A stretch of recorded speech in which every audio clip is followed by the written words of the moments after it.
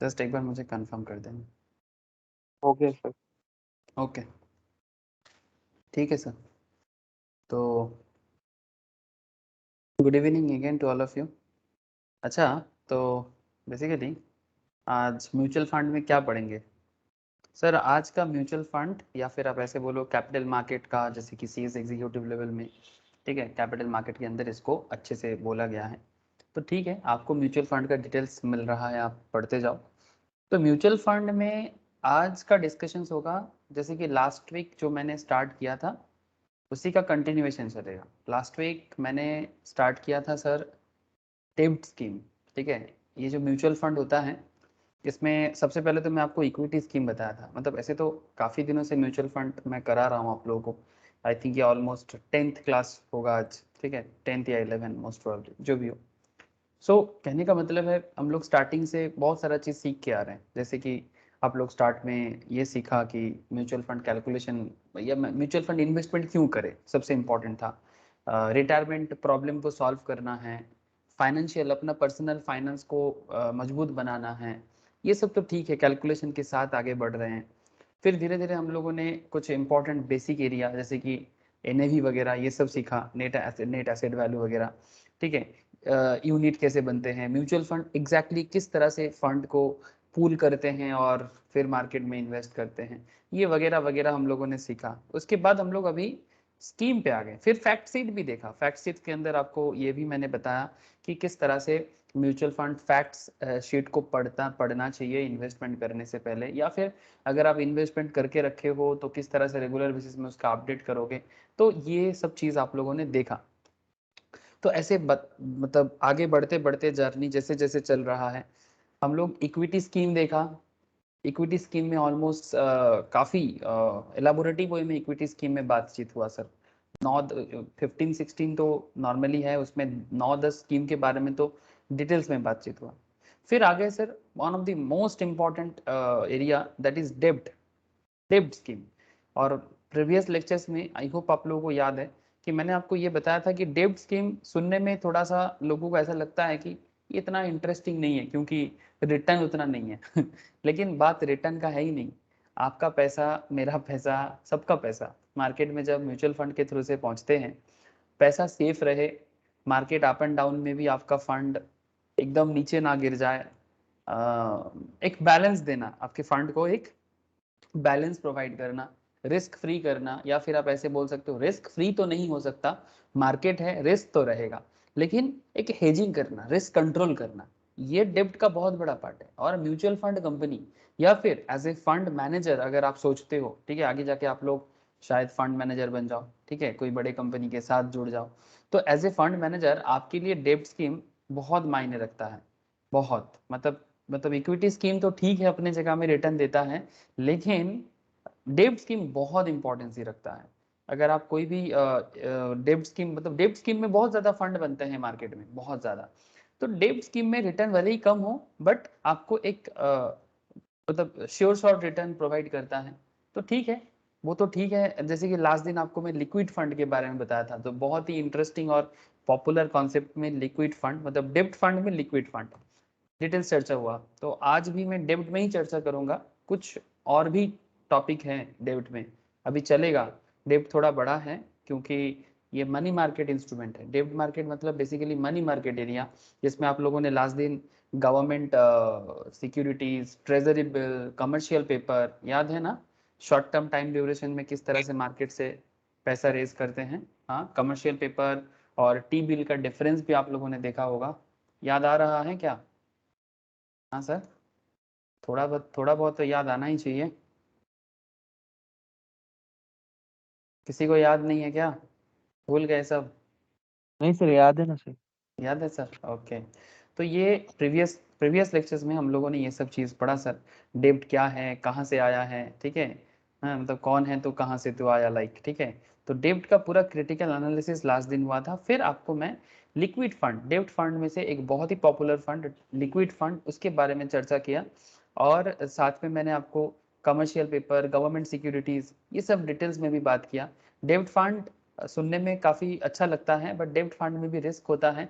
इसका भी मैंने आपको एग्जाम्पल के तौर पे बताया था। मैं आपको स्क्रीन शेयर करता हूँ और चर्चा को आगे बढ़ाता हूँ सर, ठीक है। और आज का जो नया चर्चा है जिसमें आपको मैं ओवरनाइट फंड के बारे में बताऊंगा। क्या फंड सर? ओवरनाइट फंड, मतलब रातों रात आपका फंड किसी जगह में आप पार्क करोगे, जो नॉर्मली आप नहीं करोगे, आपके थ्रू से म्यूचुअल फंड कंपनीज करेगा। सो आपको उसका चिंता नहीं करना है, लेकिन आपको इतना तो पता होना चाहिए कि जब आप अपने क्लाइंट का फंड यूज करोगे या फिर जब आप एज ए इन्वेस्टर मार्केट में ओवरनाइट फंड में इन्वेस्ट करोगे, तो यू मस्ट नो कि ओवरनाइट फंड होता क्या है, ठीक है। मार्केट में ऐसे फंड होते हैं जैसे डेब्ट फंड में, ठीक है। ऐसे बहुत सारा डेब्ट फंड के बारे में मैंने स्टार्टिंग लेक्चर्स में बात किया था, तो आई होप तब से आपको याद होगा। डेब्ट फंड बहुत तरह का होता है, तो उसमें से एक फंड आज बताएंगे जिसमें आपको मैं ओवरनाइट फंड के बारे में बताऊंगा, अल्ट्रा शॉर्ट टर्म फंड के बारे में बताऊंगा। सो काफी इंटरेस्टिंग एरिया है। चलो बात को आगे बढ़ाते हैं। याद आ रहा है ना सर? हाँ, ये देखो, ये आप लोगों को मैंने इक्विटी फंड के बारे में जब बताया था, इक्विटी स्कीम में बात करने से पहले एक second, mutual fund fact sheet से, फैक्ट शीट के अंदर ही शायद मैंने आपको दिखाया था कि कितना तरह का फंड होता है। और एक सेकेंड, कहाँ चला गया? पराग पारिक वाले साइट में देखा तो था। पराग पारिक में तो दिखाया था, लेकिन एक टॉपिक, एक मिनट रुको दिखाते हैं। पराग पारिक में तो आज फिर से पराग पारिक में जाऊंगा। वो पराग पारिक जस्ट एक एग्जांपल के तौर पे यूज करता हूँ मैं। इसका मतलब ये बिल्कुल ना सोचना कि सर अब मैं आपको पराग पारिक रिकमेंड कर रहा हूँ, नहीं, रिकमेंडेशन तो बाद में होगा, अभी जान तो लो, सीख लो, ठीक है। रिकमेंडेशन अभी से क्या, अभी से रिकमेंडेशन का कोई ज़रूरत नहीं है। आप लोगों में से कोई कोई है काफ़ी एक्सपर्ट है, मार्केट में रेगुलर काम करते हैं, सो वो तो आप लोगों को पता चल ही जाएगा। That is not a big deal, ठीक है। लेकिन अगर आपको नॉलेज हो जाता है ना किसी भी चीज़ का, तो फिर रिकमेंडेशन भी उतना बड़ी चीज़ नहीं है।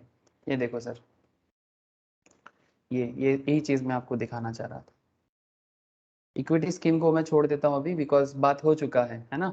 सब स्कीम बात कर चुके हैं, हर एक स्कीम में बात हुआ है। हाँ, किसी में थोड़ा बहुत थोड़ा कम होगा, जितना ज़रूरी नहीं समझा मैं, लेकिन हर एक स्कीम 9-10 स्कीम में तो बात पूरा किया एकदम डिटेल्स में। डेब्ट स्कीम में आप देख सकते हो मनी मार्केट है, शॉर्ट ड्यूरेशन है, ओवरनाइट है, लिक्विड है। लिक्विड में चर्चा हो गया, आज ओवरनाइट पे बात करूंगा। Long duration, medium duration, short term, ultra short term में बात करूंगा। Medium to long duration, dynamic bond, corporate risk, credit risk, banking and PSU, gilt, gilt 10 year duration, floater, क्या क्या है सब मनी मार्केट इंस्ट्रूमेंट है, ठीक है। डेब्ट मार्केट में काफी इंपॉर्टेंट है सर, काफी इंपॉर्टेंट है। मतलब नॉट जस्ट कि इन्वेस्टमेंट पर्सपेक्टिव में, जो लोग सीए का एग्जाम के लिए भी तैयारी कर रहे हो, specially CS executive group 2, CA final, CMA final level में, यहाँ से अच्छा खासा इवन फाइनेंशियल मैनेजमेंट के अंदर भी थ्योरेटिकल पार्ट में भी इस तरह का सवाल करते हैं। सो आप लोगों को ये सब चीज़ों के लिए रेडी रहना चाहिए कि भाई मार्केट में क्या है, कितना तरह का स्कीम होता है, कितना तरह का कैपिटल रेज करने का तौर तरीका होता है, you must know in details, ठीक है। यही तो स्टॉक मार्केट या फाइनेंशियल मार्केट का हार्डकोर एरिया है। हाइब्रिड में कंजर्वेटिव हाइब्रिड है, बैलेंस्ड हाइब्रिड है, डायनेमिक है, मल्टी एसेट है, आगे आगे बात करेंगे ये सब में, ठीक है। सोल्यूशन ओरिएंटेड में children's fund, retirement fund, these are also available, index fund, fund of fund, ये सब आगे आगे चर्चा होगा। बट मेनली इक्विटी डेब्ट एक बार समझ जाओ, तो इसी को यूज करके हाइब्रिड बनते हैं और सॉल्यूशन एंड अदर्स में कुछ है। चर्चा भी जारी रहेगा, डोंट वरी, इतना जल्दी खत्म तो नहीं होगा, ठीक है। डिटेल्स में जानकारी लेना है तो थोड़ा समय लेके ही पढ़ना चाहिए, और ऐसे ही पढ़ना चाहिए सर, ठीक है। जल्दबाजी हड़बड़ी हड़बड़ी में क्या होगा, सब कुछ आधा अधूरा सा रह जाएगा, ठीक है। पेशेंस बहुत इंपॉर्टेंट चीज़ है सर। अच्छा, तो ठीक है, ये तो डेब्ट स्कीम का थोड़ा आपको आइडिया मिल गया। फिर से मैं रोज दिखाता रहता हूँ, आज फिर से दिखा दिया, डोंट वरी। अच्छा, इक्विटी स्कीम डेब्ट फंड पार्ट 1 हो गया, डेब्ट फंड पार्ट 2, आज पार्ट 2 में बात करेंगे ओवरनाइट फंड, ठीक है। ओवरनाइट फंड, सो क्या है ये ओवरनाइट फंड? समझ में आ रहा है ना सर, किधर जा रहे हैं, क्या किस तरह से बात हो रहा है? हेलो, समझ में आ यस। रहा है ना आप लोगों को? ओके सर, एकदम बिल्कुल धीरे धीरे चल रहे हैं, बट डिटेल्स में चल रहे हैं। जैसे ये लास्ट दिन ओरिजिन ऑफ डेब्ट, उसमें लिक्विड फंड, ठीक है, लिक्विड फंड में बात कर चुके हम लोग, ठीक है। अब आगे आगे बात करेंगे ओवरनाइट पे, अल्ट्रा शॉर्ट टर्म में, मीडियम ड्यूरेशन पे, डायनामिक पे, कॉर्पोरेट पे, क्रेडिट रिस्क पे, गिल्ट पे, बैंकिंग पीएसयू पे। तो चलो, ओवरनाइट फंड क्या होता है जानते हैं, ठीक है। तो बस यही काम है आज का, ओवरनाइट फंड के बारे में जानकारी लेना और अल्ट्रा शॉर्ट टर्म के बारे में जानकारी लेना। आई थिंक ये दोनों बोलते बोलते काफ़ी सारा केस स्टडीज भी बीच में आएगा, ठीक है। सो समय लगेगा सर, ठीक है। ये देखो यहाँ पर ये टॉरस का एक बात किए थे कि किस तरह से टॉरस फंड ने ऐसे बल्लारपुर इंडस्ट्रीज में इन्वेस्ट करके किस तरह से प्रॉब्लम में डाल दिया था डेब्ट स्कीम को। तो डेब्ट फंड भी रिस्की होता है, ऐसा नहीं कि डेब्ट फंड रिस्की नहीं होता, ठीक है। तो इसका भी आप लोगों के साथ लास्ट वीक मैंने चर्चा किया था। चलो इतना तो आप लोगों को याद आ गया। तो ओवरनाइट फंड है क्या, सबसे पहला सवाल आपके सामने। फिर एक केस लॉ है सर, ये इनफेमस एक एजीआर का कॉन्सेप्ट है, मैं आपको बताऊंगा।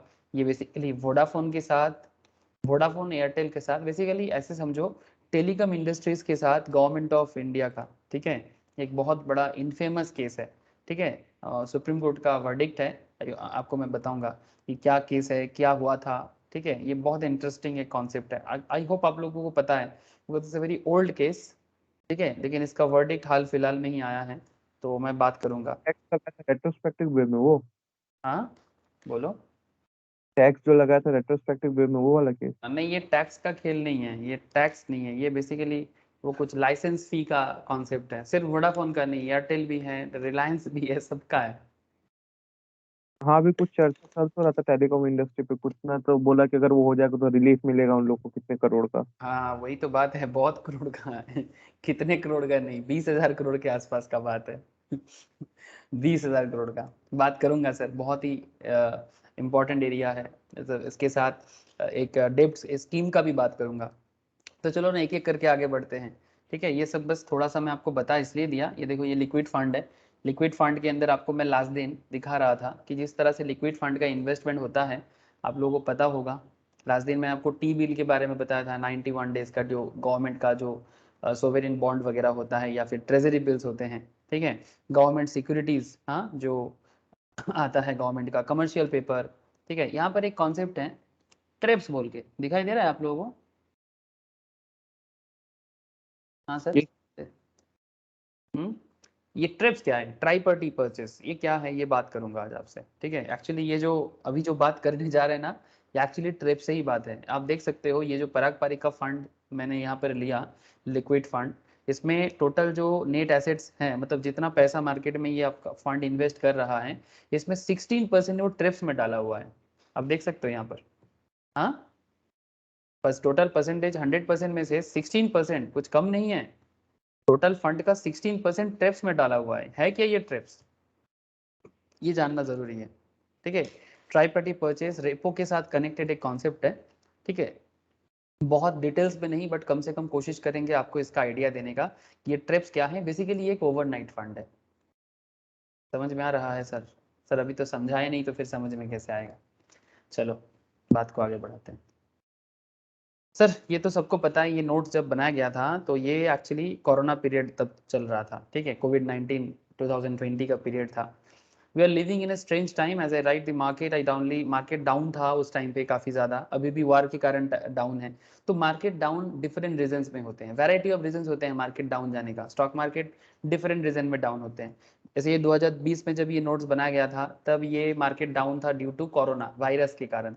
आज तक कभी ऐसा किसी ने नहीं सोचा था, मतलब कम से कम मार्केट कॉन्सेप्ट में, कि वायरस के कारण मार्केट ऐसा हो सकता है। लोगों को नॉर्मली क्या क्या नॉलेज है कि बिजनेस रिसेशन के कारण हो सकता है, मंदी होता है ना मार्केट में, एक मंदा चलता है, बिजनेस साइक्लिकल, ठीक है। फ्रॉड का कॉन्सेप्ट हो सकता है, पॉलिटिकल अनरेस्ट हो सकता है, सिविल अनरेस्ट हो सकता है, जियो पॉलिटिकल टेंशन हो सकता है, ठीक है, जो रिसेंटली हुआ है वार, ठीक है। जियो पॉलिटिकल टेंशन जैसे इंडिया चाइना में चल रहा है, वार का प्रॉब्लम जैसे कि यूएस यूक्रेन के बीच में, रशिया के बीच में चल रहा है, ठीक है। Family feuds, even family problem जो बड़े बड़े लेवल में होता है, उनके कारण भी मार्केट अप एंड डाउन होता है।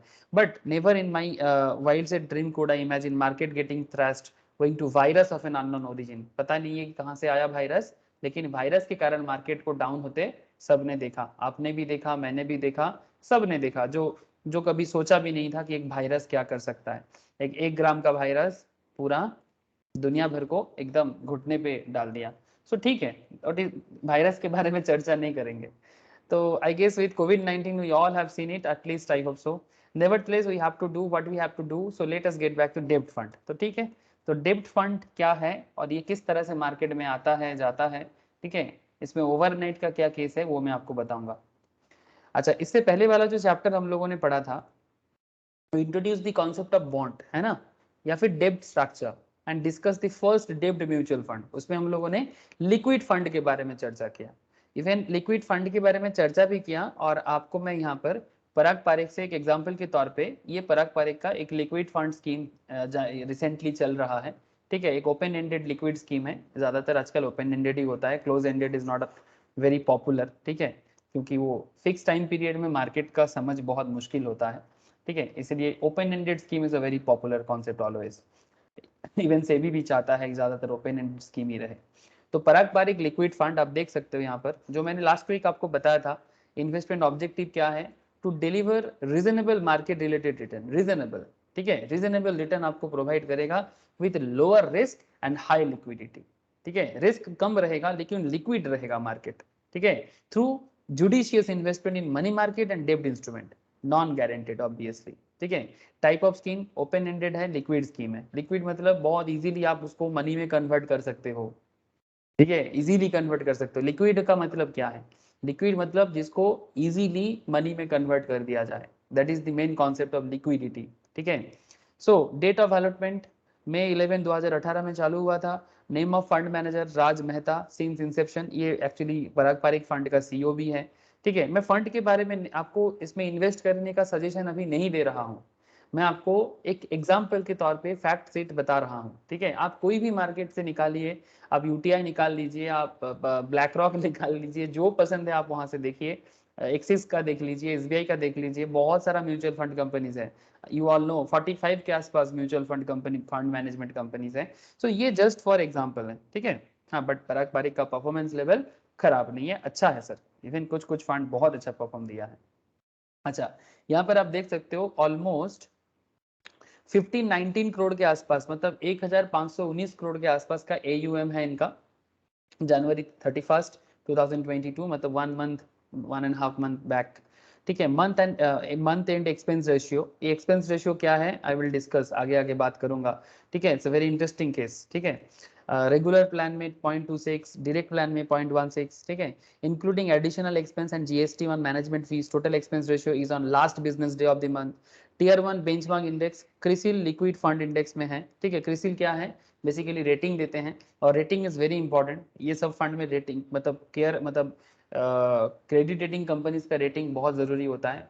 और क्रेडिट रेटिंग मतलब जो फंड बेसिकली, अब ऐसे समझो अगर ट्रिपल ए रेटिंग है, ठीक है, triple A, double A plus, ऐसे रेटिंग होता है, मतलब जिसका क्रेडिबिलिटी ज्यादा होता है उसका शायद रिटर्न कम हो सकता है मे बी, बट क्रेडिबिलिटी मतलब फंड आपको धोखा नहीं देगा, डिफॉल्ट करने का चांसेस कम रहता है जिसका जितना अच्छा रेटिंग होता है। मैं आगे आगे आपको बताऊंगा, आज यही सब डिस्कस होगा। Minimum application amount, new purchase 5000, additional purchase 1000, SIP कर सकते हो 1000 का, क्वार्टर एसआईपी कर सकते हो 3000 का, अभी भी फंड मार्केट में अवेलेबल है, ठीक है। अच्छा, पोर्टफोलियो में अगर आप देखो, यहाँ पर dividend and money market instrument में गवर्नमेंट ट्रेजरी बिल, इसमें बहुत अच्छा खासा इन्वेस्टमेंट है, आप देख सकते हो, ठीक है। अच्छा, गवर्नमेंट सिक्योरिटीज में भी ऑलमोस्ट 13-14%, कमर्शियल पेपर थोड़ा रिस्की एरिया है क्योंकि ये प्राइवेट कॉर्पोरेट इशू करते हैं, यहाँ पर आप देख सकते हो housing development finance corporation HDFC का है, कॉमर्शियल पेपर इशू किया है एचडीएफसी ने, हाँ, और रेटिंग दिया है सर देखो A1+। और देखो सोवेरिन का क्या है ना, रेटिंग ऐसे ही अच्छा होता है क्योंकि ये सरकार का बैकअप होता है ना, सोवेरिन मतलब क्या, गवर्नमेंट, ओके, गवर्नमेंट का बैकअप जिसमें होता है उसका और क्या रेटिंग चाहिए। और जो प्राइवेट है उसका रेटिंग बहुत जरूरी होता है, क्यों, बिकॉज वो प्राइवेट है तो वो डिफॉल्ट करेगा नहीं, इसका कितना चांसेस है, A1+, सबसे बेस्ट होता है ट्रिपल ए, ठीक है। तो सर्टिफिकेट ऑफ डिपॉजिट में भी A1+ नावर्ड का है, ठीक है, ये भी गवर्नमेंट ओरिएंटेड एक ऑर्गेनाइजेशन है, बट डायरेक्ट गवर्नमेंट का बिल तो नहीं है, गवर्नमेंट का एक इंस्टीट्यूशन है। नाबार्ड तो जानते हो आप लोग, है ना, नेशनल एग्रीकल्चरल, क्या नाम है नाबार्ड का फुल फॉर्म क्या है, national agricultural board and rural development ना। Yes sir. ओके, नाबार्ड तो बैंक हुआ ना सर, लोन प्रोवाइड हाँ हाँ, किसान। लोन वगैरह, हाँ, बेसिकली वो क्या है, फाइनेंशियल इंस्टीट्यूशन है, वो भी बॉन्ड इशू किया बेसिकली, मतलब इनका फंड नाबार्ड पे गया है। ये जो फंड है, ये नाबार्ड ने जो फंड उठाया, बदले में नाबार्ड इनको इंटरेस्ट देगा, और क्या, नाबार्ड इनको इंटरेस्ट देगा और वो जो इन्वेस्टर है उनको इंटरेस्ट देगा, और क्या, यही तो कॉन्सेप्ट है। कुछ ट्रिप्स में है। यही तो बात है, यही तो आज बताएंगे। यही लिक्विड का सबसे इंटरेस्टिंग एरिया है। लिक्विड मतलब ओवरनाइट फंड का ट्रिप्स, ठीक है, बहुत इंटरेस्टिंग एरिया है सर। ठीक है, तो ये लिक्विड फंड से आपको लास्ट दिन इतना पता चल गया था कि क्या नॉर्मली लिक्विड में होता है। ठीक है, लिक्विड मतलब बेसिकली वो डेब्ट बेस्ड होगा, इक्विटी में उसका बहुत ज्यादा एरिया कवर नहीं करेगा।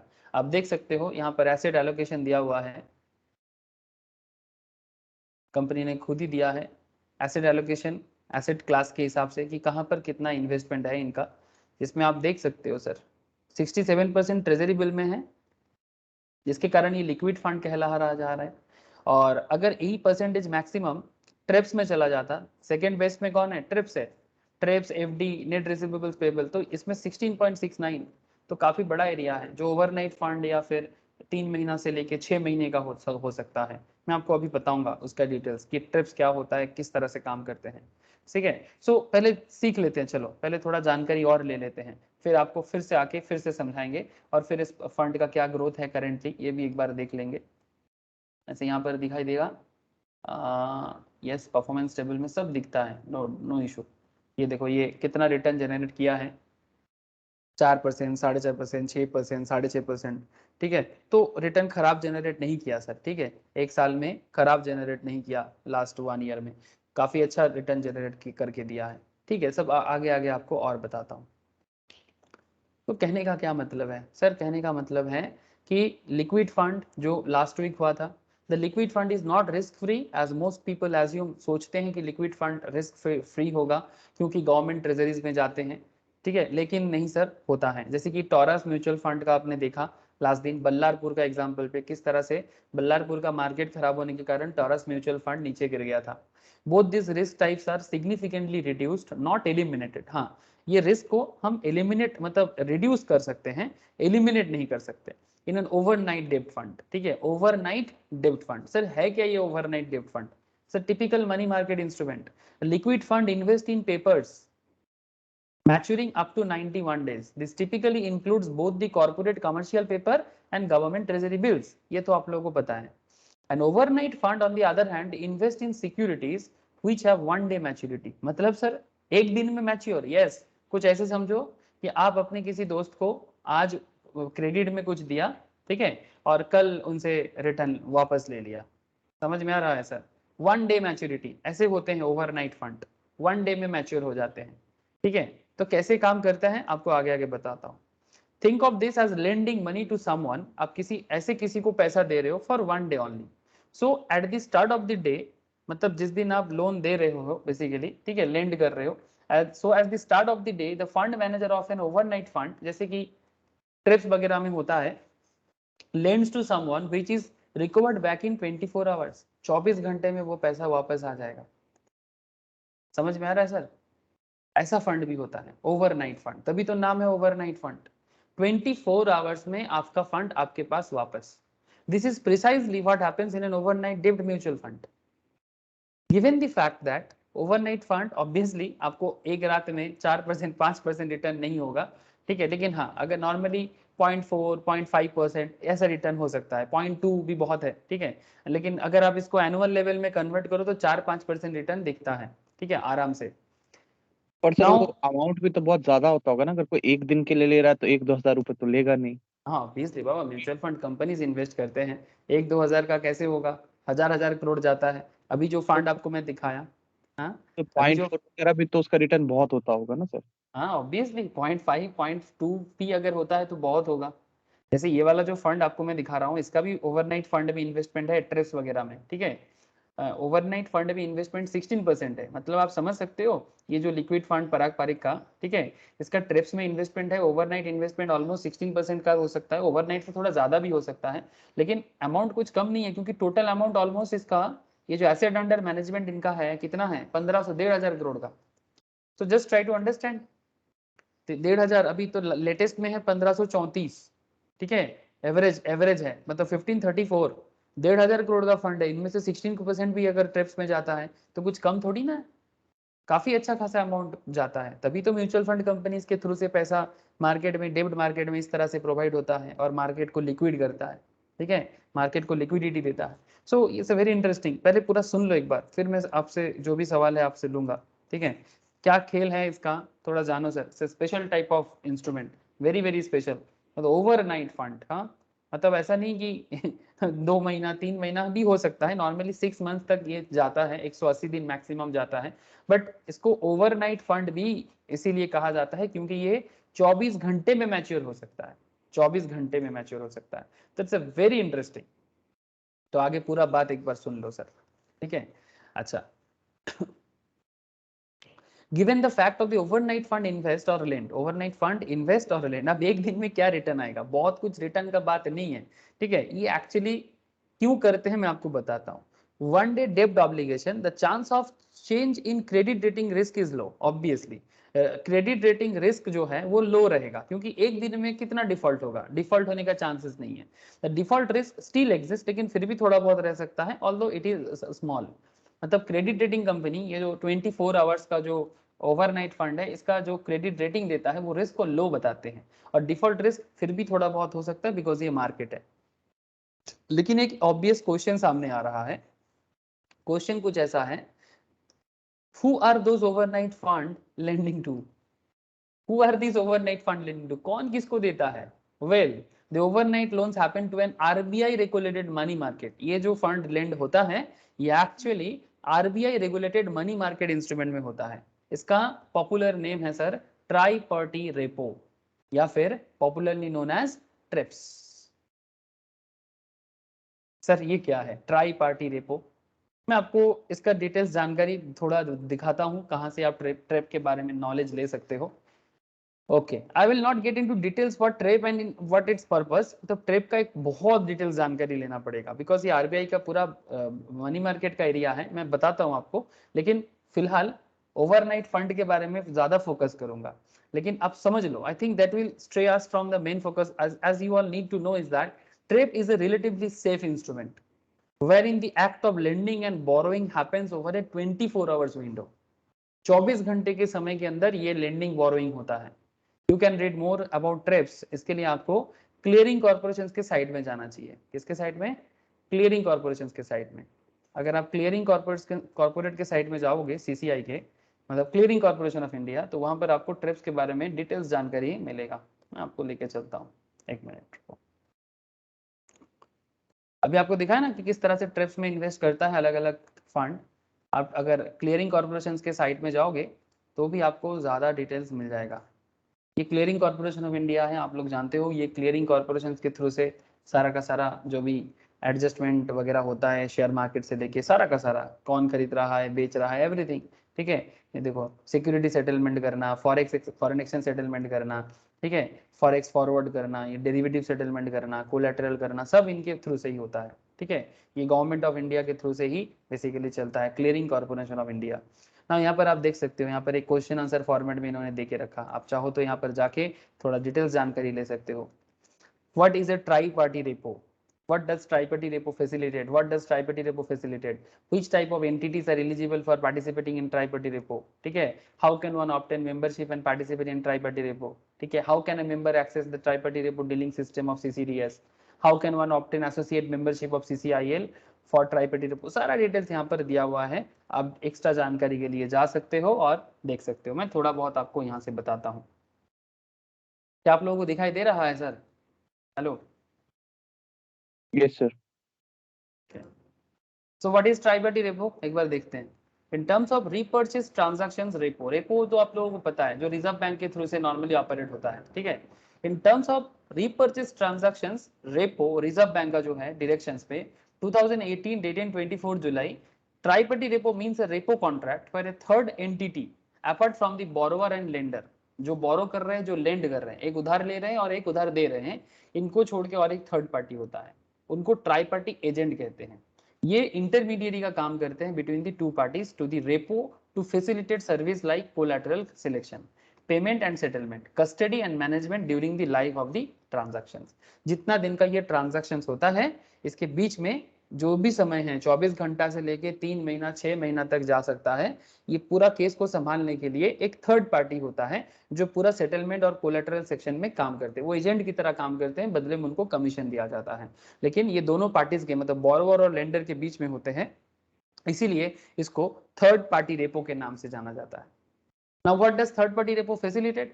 Third party repo, that is TRIPS, facilitate borrowing and lending of funds in a tri-party repo arrangement. CCIL would be the central counterparty. Actually CCIL इसका काम करता है, ठीक है, clearing corporation, the central counter party to all trades from tri party repo dealing system, जिसको TREPS के नाम से इसीलिए बोला जाता है, tri party repo dealing system, इसको रेपो डीलिंग सिस्टम इसीलिए नाम है TREPS, and would also perform the role and responsibility of tri-party repo agent in terms of repurchase transactions of Reserve Bank Direction 2018 amended from time to time. Which type of entities are eligible for participating tri-party repo? इतना जान लो, all the repo eligible entities are entitled to a participating third party repo. The entity type admitted include public sector bank, ठीक है, normally ये bank के बीच में ही ज्यादा होता है, ठीक है, एक बैंक दूसरे बैंक से लेता है और बीच में आरबीआई का एक थ्रू काम करता है, ठीक है। तो ये देखो sir, entity type admitted include public sector banks, private banks, foreign banks, cooperative banks, financial institutions, insurance companies, mutual fund companies, primary dealers, bank cum primary dealers, NBFC, corporates मतलब बड़े बड़े companies, provident and pension funds, ये payment bank मतलब like Paytm payment bank, small finance bank, ये लोग normally ये try party repo में काम करते हैं। मतलब एक को चाहिए पैसा, दूसरे को चाहिए है, मतलब एक बोरो करेगा दूसरा लेंड करेगा, आप समझ रहे हो ना, और बीच में एक थर्ड पार्टी रहेगा। तो थर्ड पार्टी के एरिया में नॉर्मली सीसीआई ही काम करता है और बदले में जो भी इंटरेस्ट का खेल रहेगा वो उनका एक इनकम की तरह काम करेगा। इसको कैसे आप मेंबरशिप वगैरह ले सकते हो, ये पूरा इसका रूल्स रेगुलेशंस दिया हुआ है, ठीक है, आप चाहो तो सीसीआई के साइट में जाके प्लीज गो थ्रू करो और नॉलेज गैदर कर सकते हो, ठीक है, कितना क्या कितना पैसा जमा करना पड़ता है इस मतलब इसमें पार्टिसिपेट करने के लिए, कौन कौन मेंबर बन सकता है मैं आपको बता दिया एक बार, ठीक है। Normally bank and banking system type of जो भी ऑर्गेनाइजेशन है वही ट्राई पार्टी कॉन्सेप्ट में जाता है। आपको इसमें ज्यादा डिटेल्स में पढ़ने का अभी जरूरत नहीं है, because this is not our current purpose. हमारा करेंट पर्पस है क्या, हाँ सर, करेंट पर्पस तो ट्रेप्स के बारे में जानकारी लेना नहीं है, ट्रेप्स क्या है इतना समझ आ रहा है, करेंट पर्पस है कि ये ओवरनाइट फंड क्या होता है, ठीक है, ओवरनाइट फंड क्या होता है, जो आपको ट्रिप्स के थ्रू से मैं आपको समझा रहा था, ठीक है।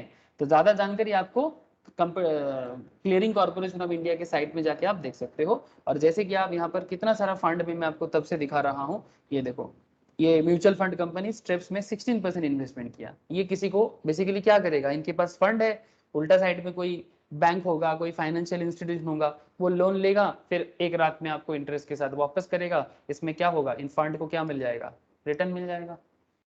बात समझ में आ रहा है, इनके पास 1,500 करोड़ है, 1,500 करोड़ में से 16% ये ट्रिप्स में डालेगा, ठीक है। बदले में एक थर्ड पार्टी रहेगा जो पूरा मैटर को मैनेज करेगा, जिसमें क्लियरिंग कॉर्पोरेशन का काम नॉर्मली होता है, सेंट्रल पार्टी है, ठीक है।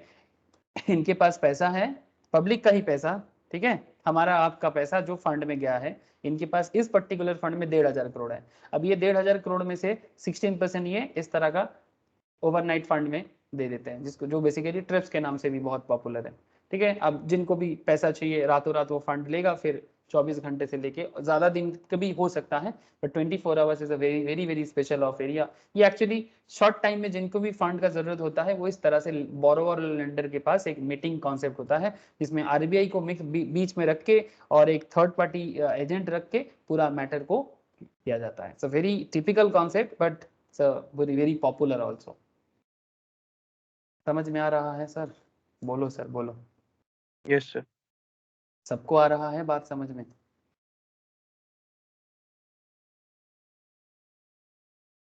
है दादा। कैसा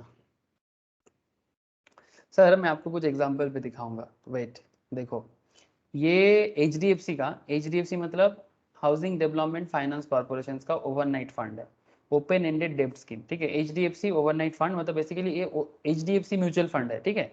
तो एचडीएफसी म्यूचुअल फंड ने किस तरह से, एक मिनट में थोड़ा सा इसका बड़ा स्क्रीन में दिखाता हूँ।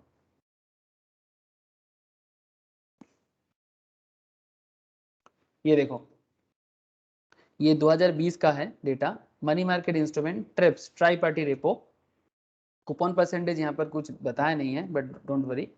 ट्राई पार्टी रेपो है, मार्केट वैल्यू 2259 लाख का है, ठीक है। रिवर्स रेपो इतना वैल्यूएशन का दिख रहा है। टोटल एनएवी का 0.20% ट्राई पार्टी रेपो है। रिवर्स रेपो में कुछ अमाउंट है 99.64, आप देख सकते हैं यहाँ पर इस तरह से। नेट करेंट एसेट्स अगर आप देखोगे कुल मिला के 1802 करोड़ का है।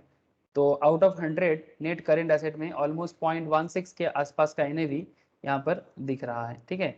तो इससे क्या समझ में आता है, मतलब ये HDFC ओवरनाइट फंड से भी आपको समझ में आ रहा होगा कि किस तरह से portfolio consist only one instrument, that is trap. ये पूरा का पूरा ट्रेप ही था, ठीक है, that is trap. Have you look at the portfolio of UTI overnight fund? अगर आप यूटीआई का भी ऐसा चलता है, ठीक है, इसका भी जैसे आपको मैं ऑलरेडी दिखा दिया, किसके वहां पर पराग पारिक का दिखाया, तो यहाँ पर आपको HDFC का दिखाया।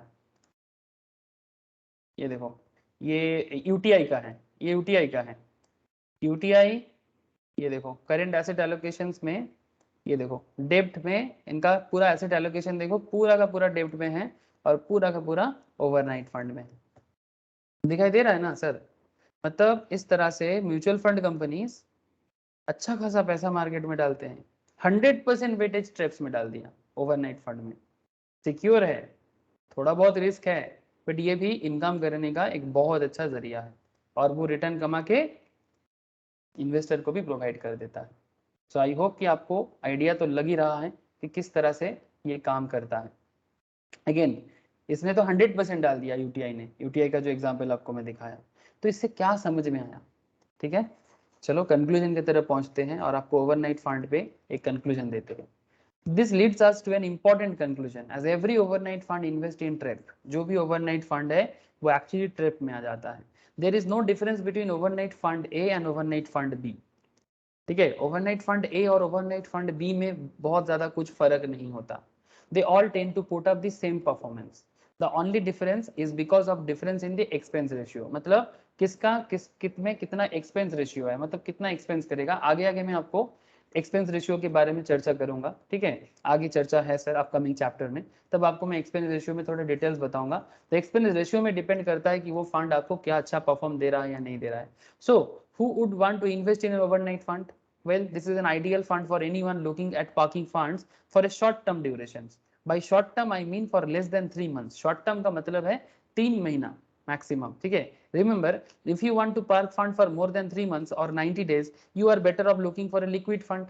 अगर आप 3 महीने या 90 दिनों से ज्यादा फंड इन्वेस्ट करना चाहते हो, तब आपको ओवरनाइट फंड वगैरह में नहीं आना चाहिए, तब आपको लिक्विड फंड में जाना चाहिए। और लिक्विड फंड के बारे में चर्चा प्रीवियस वीक में कर चुके हैं, ठीक है। सो इट इज फ्यूटाइल, अगर आप रिटर्न चाह रहे हो, ठीक है, पर्पस देखो सर, पर्पस देखो। It is futile to look at the return aspects of an overnight fund. Overnight fund पे एक्चुअली रिटर्न नहीं देखते। It does not make sense because you don't invest in an overnight fund to chase returns, you do for the sake of convenience. मतलब आप पैसा डालोगे, जितना भी थोड़ा बहुत एक्स्ट्रा मिलेगा आपको जल्दी मिल जाएगा, लिक्विड होता है काफी और मिल जाता है, ठीक है। However, if you are interested, as of today, overnight funds yield around 4 to 5% annualized। अगर आप प्रोराटा करोगे तो आपको पता चलेगा, मतलब एक दिन में अगर 0.2 दे रहा है या 0.10 भी दे रहा है ना, तो एनुअल करोगे ना तो आपको समझ में आएगा प्रोराटा करके 4-5% एनुअलाइज रिटर्न इसका भी होता है। तो भी कुछ कमती नहीं है, ठीक है, 4-5% सेविंग से तो ज्यादा ही है, ठीक है। सो ये एक बहुत ही बड़ा मार्केट का पैसा इन्वेस्ट करने का जगह है सर, ठीक है। सो आपको इतना तो समझ में आ ही रहा है, एनुअलाइज 4-5%, लेकिन ये तो एक दिन से लेके 3 महीने के अंदर का खेल पूरा खत्म हो जाएगा। सो आपको इतना समझ में आ जाना चाहिए कि overnight fund basically banking system के अंदर होता है और उसमें म्यूचुअल फंड कंपनीज भी अपना fund borrower as a lender वो प्रोवाइड कर सकते हैं और बदले में रिटर्न कमा के इन्वेस्टर का पैसा जो है बढ़ा सकता है और वो खुद का भी अपना इन्वेस्टमेंट को बढ़ा सकते हैं।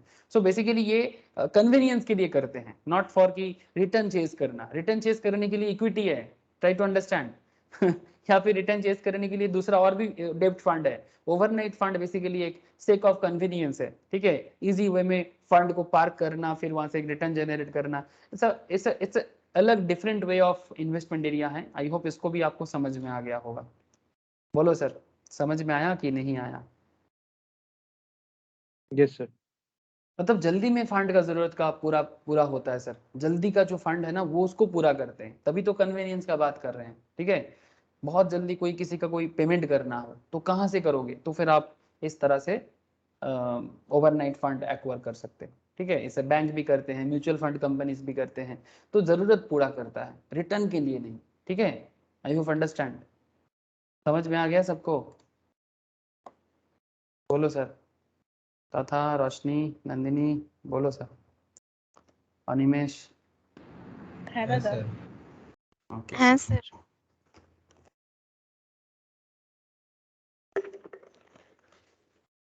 कितना बड़ा मार्केट समझ में आ रहा है सर आप लोगों को? ये money market, financial market is a big world sir. पैसे का इतना इस्तेमाल हो सकता है, आप घर बैठे हम लोग सोच भी नहीं सकते। ठीक है, एक्चुअली व्हाट इज मनी?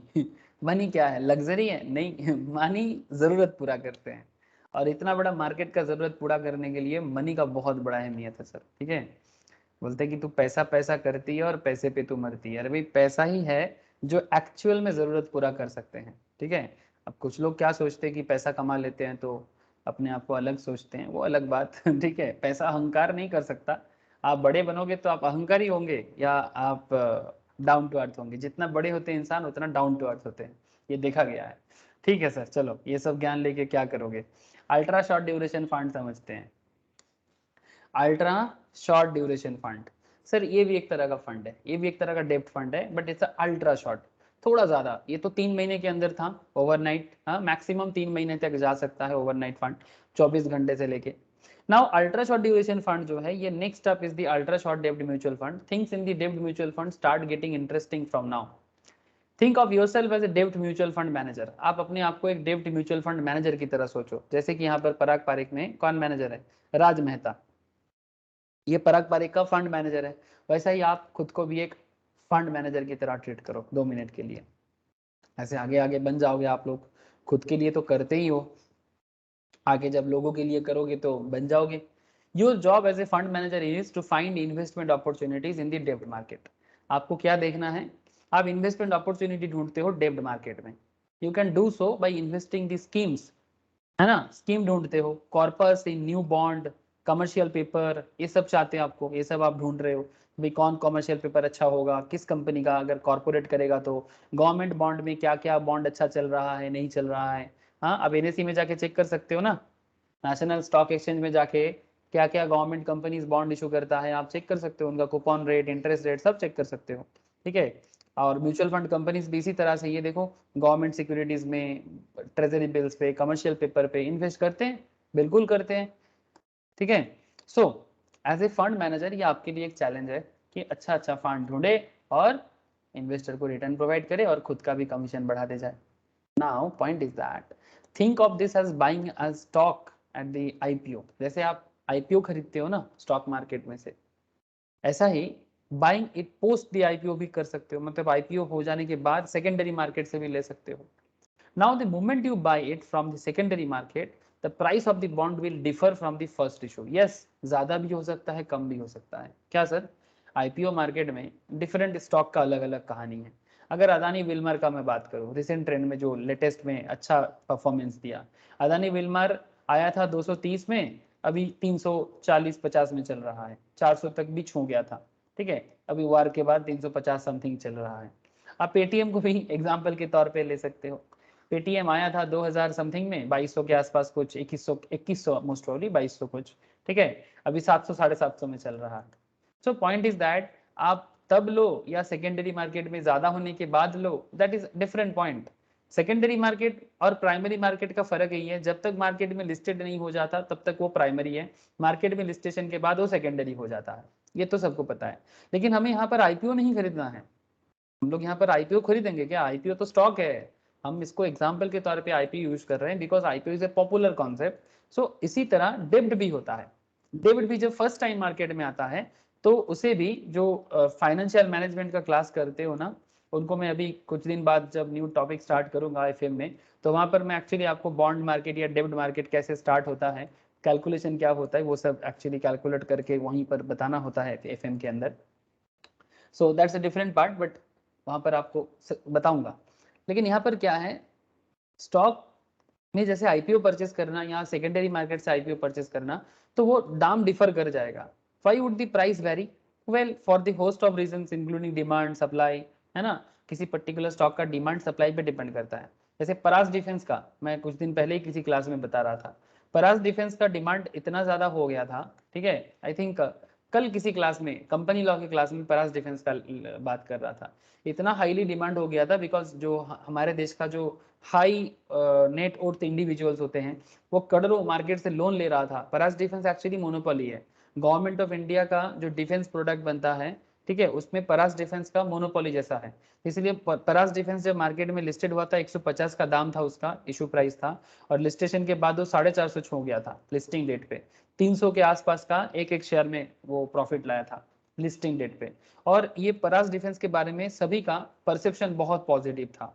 तो जो अल्ट्रा अल्ट्रा हाई रीच है ना सर हमारे देश में, अल्ट्रा हाई इंडिविजुअल्स, वो इतना लोन लिया, लोन लेके मार्केट में इन्वेस्ट किया, और परास डिफेंस का मार्केट इतना हाई था कि डिमांड सप्लाई का इधर उधर कर दिया, इतना हाई डिमांड था। सो सेकेंडरी मार्केट में दाम क्या होगा डिपेंड करता है demand supply, it's a pure economics concept. Paytm के केस में क्या प्रॉब्लम हो गया, पेटीएम का वैल्यूएशन को लेके बहुत सारा क्वेश्चन हो गया। पेटीएम में बड़े बड़े इन्वेस्टर तो हैं, लेकिन पेटीएम के वैल्यूएशन को लेके एक मतविरोध हो गया मार्केट में। अभी प्रॉफिट ही नहीं किया कंपनी, मोनोपोली तो है नहीं मार्केट में, और भी कॉम्पिटिटर आ गया, लेकिन कुछ चीजों में अच्छा खासा उसका बेस है, लेकिन वैल्यूएशन इतना हाई क्यों है? और इसके कारण बहुत सारे investors, specially retail parts of investors छोड़ के निकला, और धीरे धीरे मार्केट में एनालिसिस का भी डिफरेंट ओपिनियन के कारण वैल्यूएशन कम हो गया, मतलब डिमांड गिर गया, बेसिकली पेटीएम का डिमांड गिर गया और सप्लाई बहुत था। अब आगे देखते हैं पेटीएम का क्या होता है। मेरा पर्सनल मानना अभी भी है कि पेटीएम का वैल्यूएशन बढ़ेगा, हाँ आज नहीं तो कल, थोड़ा समय लगेगा बट बढ़ेगा जरूर, ठीक है, क्योंकि पेटीएम के पास ऐसा टेक्नोलॉजी है और इस तरह का मार्केट उसके पास ओपन हो सकता है, ठीक है, जो पेटीएम को बना देगा, ये मेरे को लगता है, ठीक है। अभी तो शुरुआत है इस तरह का, फिनटेक कंपनीज का अभी शुरुआत है भारत में, बहुत दूर जाने का है इस तरह का बिजनेस को। सो ये लेट्स वेट एंड वॉच क्या होता है, मैं भी नहीं पता, बट मेरे को पॉजिटिव लगता है सर। सो ठीक है, ये सब अलग अलग परसेप्शन बन सकता है, demand supply dynamic of bond जो भी है, ठीक है। ऐसा ही जैसे स्टॉक मार्केट में होता है, ऐसा बॉन्ड मार्केट में भी होता है। बॉन्ड आने के बाद मार्केट में बॉन्ड का भी इस तरह का प्राइस में चेंजेस होता है।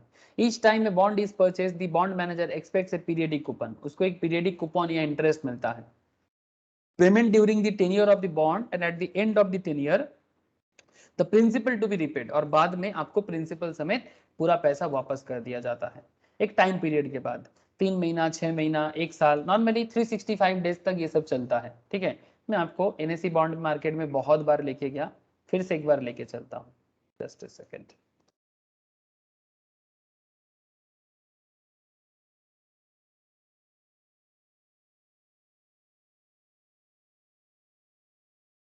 लुक सर यहाँ पर देखो, ये एनएससी में बॉन्ड का एरिया है, दो एरिया है, एक बॉन्ड का, एक जी-सेक का, मतलब गवर्नमेंट सिक्योरिटीज का। तो आपको मैं बॉन्ड में ही दिखाता हूँ, ये देखो आप, दिख रहा है आप लोगों को? आप यहाँ पर कंपनी वाइज भी चूज कर सकते हो, ठीक है, आप यहाँ पर कंपनी वाइज भी चूज कर सकते हो। Look at here, Britannia, Dhani loans, ECL finance, EHFL, हडको, IBUC credit, Indiabulls housing finance, IDFC first bank, IFCI, IFCL, दिख रहा है आप लोगों को? हाँ सर, जो मैं शो कर रहा हूँ आप लोगों को, यस सर। एनटीपीसी, ठीक है, ये लोग बॉन्ड इशू किया है सर मार्केट में, इनको पैसा चाहिए, एक तरह का लोन इंस्ट्रूमेंट है, एक तरह का लोन डेब्ट इंस्ट्रूमेंट है, लोन इंस्ट्रूमेंट है, मार्केट से लोन उठाने का एक इंस्ट्रूमेंट है। अब एनएचआई का ही देख लो ना, अब एनएचआई का देख लो, बहुत पॉपुलर है इनका, N2 सीरीज का नाम है, रेगुलर है, मतलब टैक्स फ्री नहीं है, कुछ टैक्स फ्री भी होता है, ढूंढोगे तो मिलेगा, ठीक है, ढूंढोगे तो मिलेगा, यहीं पर कुछ टैक्स फ्री भी आपको मिल जाएगा, थोड़ा ढूंढना पड़ता है, शायद टैक्स फ्री बॉन्ड का स्कीम यहाँ पर दिख नहीं रहा है, बट रेगुलर और टैक्स फ्री में फर्क होता है, इसलिए रेगुलर और टैक्स फ्री का नाम अलग से बताते हैं। यहाँ पर आप अगर बॉन्ड का फेस वैल्यू देखते हो 1000 का है, मतलब स्टार्टिंग में ही दाम पे आता है, फिर उसके बाद मार्केट में लिस्टिंग होने के बाद ना इसका ट्रेडिंग भी होता है। आप देख सकते हो लास्ट ट्रेडेड दाम था इसका, क्योंकि ये मार्केट डिमांड सप्लाई में जो बाइंग सेलिंग होता है ना, अगर ज़्यादा डिमांड है तो दाम बढ़ जाता है, सिंपल बात है, ठीक है। ज़्यादा डिमांड नहीं है तो दाम कम हो जाता है। डिस्काउंट में भी इशू हो सकता है, ठीक है। तो डिस्काउंट में तभी जाते हैं जब उसका दाम गिर जाता है या डिमांड गिर जाता है। तो you can see it here, NHAI का 1209 दाम चल रहा है। रिसेंट परसेंटेज चेंज थोड़ा कम हुआ है, नेगेटिव गया है, ठीक है। वॉल्यूम इतना शेयर्स इसके अंदर है, इतना वैल्यू है इस पर्टिकुलर बॉन्ड के अंदर 167 लाख का, ठीक है। क्रिसिल AAA रेटिंग दिया है, स्टेबल बोला है। केयर ने भी AAA रेटिंग दिया है और इसने भी, और IND ने भी AAA दिया है और स्टेबल बोला है, ठीक है, स्टेबल बोला है, ठीक है। और इसका मैच्योरिटी होगा सर 25 जनवरी 2027 को। तो म्यूचुअल फंड कंपनीज भी इसी तरह का कंपनी का बॉन्ड भी परचेस करता है, लेकिन ये थोड़ा लॉन्ग टर्म है ना, ये शॉर्ट टर्म नहीं है, ये लॉन्ग टर्म बॉन्ड है। आप देख सकते हो बहुत दिन बाकी है, 2027 में ये मैच्योर करेगा। इसी तरह से हटको है, मतलब 5 साल का बॉन्ड है। हटको है, इंडीग्रिड है, ठीक है, इंडिया ग्रिड। NHAI का दूसरा और भी है, ठीक है।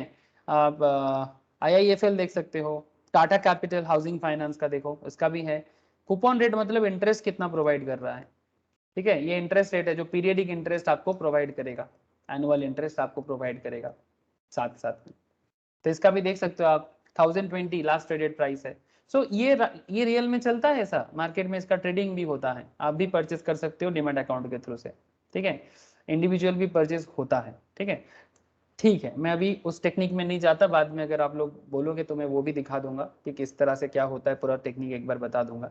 लेकिन करेंटली आप ध्यान दो कि म्यूचुअल फंड कंपनीज ज़्यादातर केस में ये सब चीज़ों में डायरेक्ट आने से अच्छा है आप म्यूचुअल फंड के थ्रू से आओ, बिकॉज उनके पास भरा मतलब रीजंस होता है, भरा लॉजिक होता है, वो एक साथ देख के करता है। तो आप कितना दिमाग लगाओगे स्टॉक का, बॉन्ड का, इनके ऊपर कुछ भी छोड़ दो सर, ठीक है, कुछ चीज़ें इनको भी करने दो।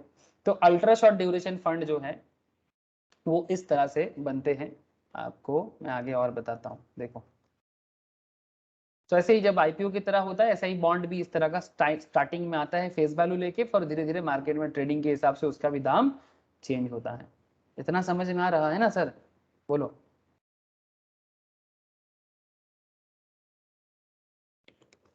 समझ में आ रहा है, यस नो? हाँ सर। ओके मौसमी। सुमित, सुमित का आवाज नहीं आ रहा है। सुमित समझ में आ रहा है तेरे को? सुमित गायब हो गया क्या?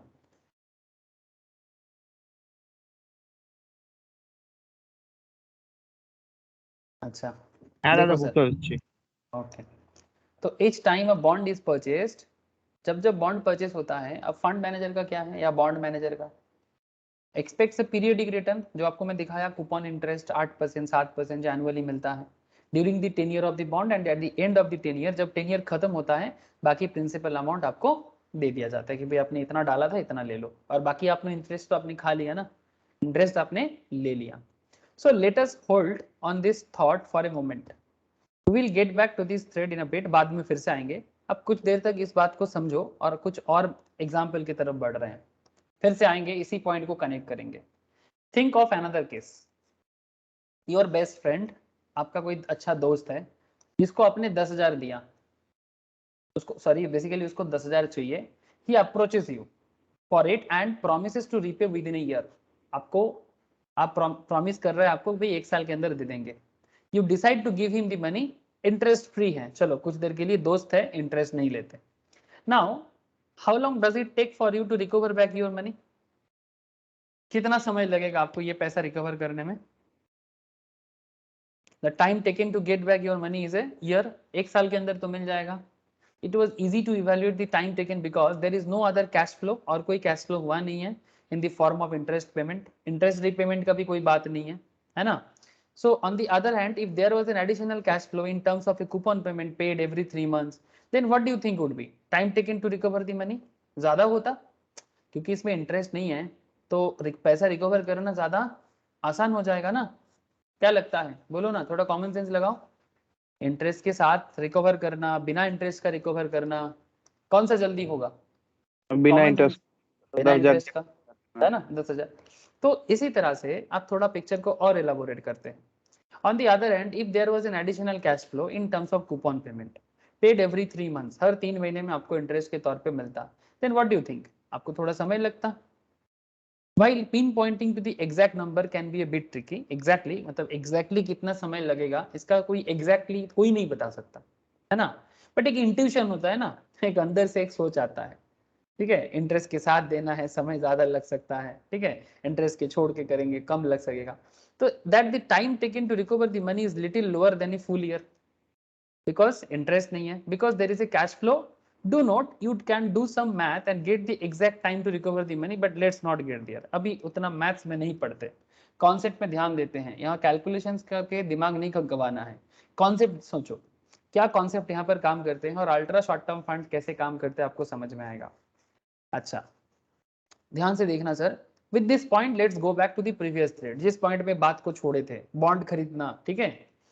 फंड मैनेजर ए, एक फंड मैनेजर ए जिसने सब्सक्राइब किया बॉन्ड, ठीक है, बॉन्ड का फेस वैल्यू है 1000, कूपन रेट है 8%, coupon payment frequency semi annual, coupon का मतलब इंटरेस्ट आपको 6 मंथ्स में मिलेगा और मैच्योरिटी होगा 3 साल में.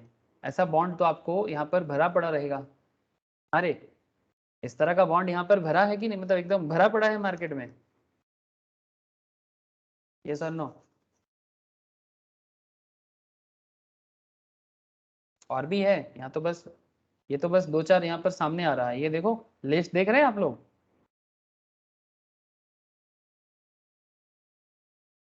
हेलो सर, दिखाई दे रहा है ना आप लोगों को जो भी मैं दिखा रहा है.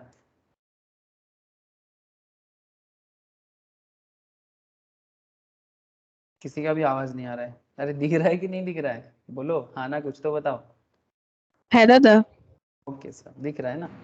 Yes sir. ओके, तो फेस वैल्यू 1000 का, कूपन 8% का, coupon maturity payment frequency semi annual का है, मैच्योरिटी 3 साल का है.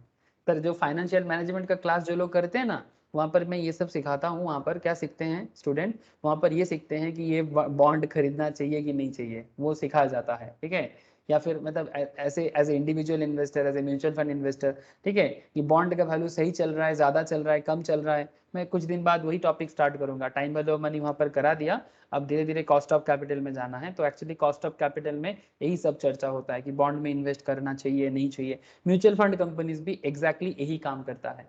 फाइनेंस मैनेजर, फंड मैनेजर का काम यही होता है. Okay, now question, how long will the fund manager a take to recover the money invested in this bond, कितना समय लगेगा. Intuition says that it could be little less than 3 years, मतलब अंदर का बात कर रहा है कि 3 साल से कुछ कम समय में ये रिकवर कर लेगा, ठीक है. अब आपको बात बताता हूँ क्यों ऐसा है. अब खेल थोड़ा दूसरा है, क्वेश्चन दूसरा है. फंड मैनेजर बी आ गया खेल में, सेम बॉन्ड परचेस किया लेकिन सेकेंडरी मार्केट से, फर्स्ट टाइम बायर नहीं है. Now we know that bond price fluctuate in the market. Assume the fund manager be pays 1020, अब 1000 की जगह 1020 में लेना पड़ा. क्यों, मार्केट में उसका क्या हो गया, वो डिमांड सप्लाई में थोड़ा बहुत दाम बढ़ गया. फॉर द सेम बॉन्ड ले लिया, मैच्योरिटी सेम टू सेम है, but how long will the fund manager take to recover the money invested in this bond, कितना समय लगेगा. ए की तरह ज्यादा ए के जितना समय लगेगा कि ऐसे कम लगेगा या ज्यादा लगेगा, क्या लगता है. ये पैसा जो भी फंड मैनेजर बी इन्वेस्ट कर रहा है 1020 करके, जिसका फेस वैल्यू 1000 था, फंड मैनेजर ए ने फेस वैल्यू 1000 में खरीदा था, कूपन 8% इसका भी था उसका भी है, कूपन फ्रीक्वेंसी सेमी एनुअल इसका भी है उसका भी है, मैच्योरिटी इसका 3 साल का है. बट आपको मैं बस इतना पूछना चाहता हूँ कि ए को जितना समय लगेगा रिकवर करने में, क्या बी को भी उतना ही समय लगेगा या थोड़ा ज्यादा हो सकता है.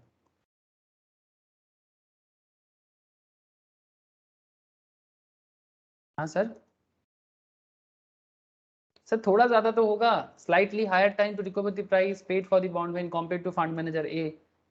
हाँ सर थोड़ा समय ज्यादा लगेगा, बिकॉज इसका दाम भी ज्यादा लगा है, तो थोड़ा रिकवर करने में समय लगेगा. यहाँ पर तो सर थोड़ा थोड़ा परसेंटेज भी बहुत होता है. लेकिन थोड़ा अपोजिट में आते हैं, फंड मैनेजर सी भी है यहाँ पर, उसने भी सेम बॉन्ड खरीदा सेकेंडरी मार्केट से, बट इसका थोड़ा डिस्काउंट में मिला, 980 में मिला सेम बॉन्ड. तो इसका समय कितना लगेगा, ए बी से ज्यादा या कम.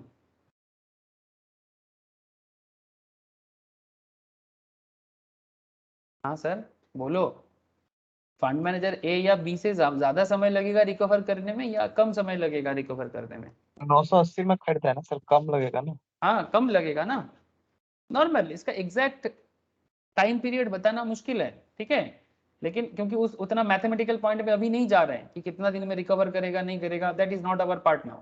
ये कॉमन सेंस में सोचो, ठीक है, कि भाई किसका कितना इन्वेस्टमेंट है और उसके हिसाब से ओवरऑल टाइम पीरियड 3 साल का है, लेकिन आपको रिकवर, आप जितना इन्वेस्ट किया वो रिकवर करने में किसके केस में ज्यादा टाइम लग सकता है, किसके केस में कम टाइम लग सकता है। So how long will the fund manager take to recover the money invested in this bond, ठीक है, तो ये तो आपको यहाँ पर समझ में आ रहा है। तो I am trying to make 2 points here, 2 point यहाँ पर बताने का कोशिश चल रहा है। एक, बॉन्ड का प्राइस फ्लक्चुएट करता है, जैसे शेयर का दाम भी फ्लक्चुएट करता है, बॉन्ड का दाम भी फ्लक्चुएट करता है, बट बहुत ज्यादा नहीं, ठीक है। तो bond price fluctuate based on price paid, the time to recover the investment amount varies, कितना आप प्राइस दे रहे हो उसके ऊपर डिपेंड करता है कि आप जितना इन्वेस्ट किया वो रिकवर कितना करने में टाइम लगेगा। सर यहाँ पर तो सर थोड़ा थोड़ा परसेंटेज भी मैटर करता है, बिकॉज ये बॉन्ड मार्केट है, this is not stock market. Now there is an exact science to estimate the time to recover, एक एग्जैक्ट साइंस है, that is an integral part of the bond math. Bond math में एक बहुत बड़ा metric use किया जाता है, time to recover is called Macaulay's duration of bond. Sir ये क्या है, कौन है ये मैकाउले?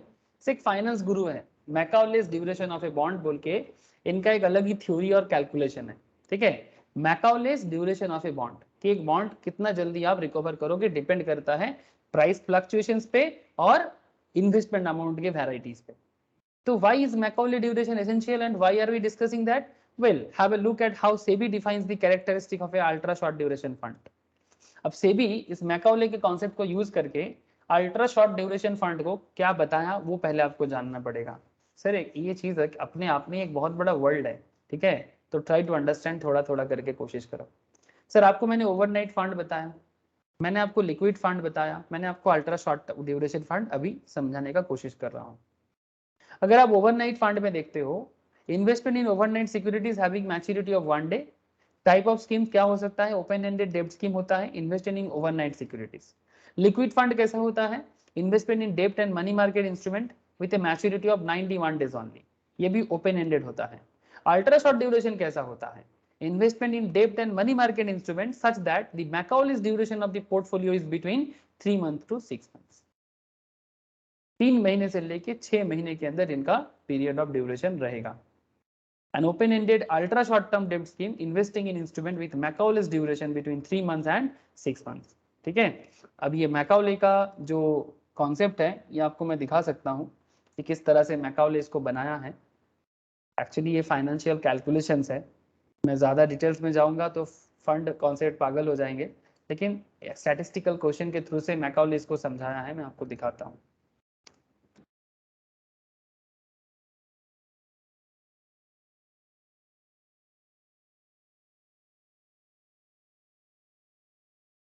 बॉन्ड ड्यूरेशन बोल के फाइनेंशियल मार्केट का एक अलग टॉपिक ही होता है, ठीक है।